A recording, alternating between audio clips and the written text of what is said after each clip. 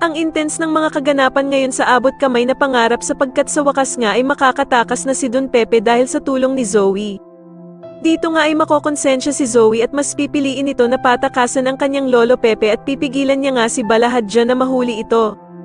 Samantala ay natulungan nga ni Doktora Katie si Lynette na makatakas sa kamay ng mga tauhan ni Moira, kaya naman ay agad silang magtatatakbo para makatakas.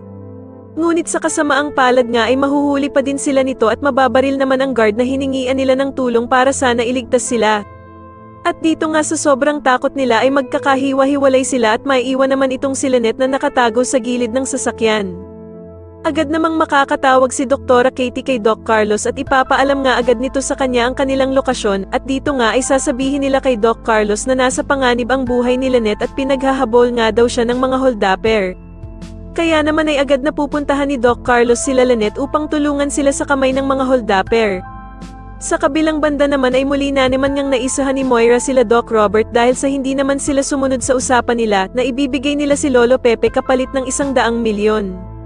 Sobrang manginginig naman sa galit itong si Giselle nang puntahan nila ang basurahan at hindi nga nila nakita doon ang ama nilang si Lolo Pepe at halos himatayin nga ito sa sobrang sama ng loob at hindi nga daw niya kayang mawala ang kanyang ama.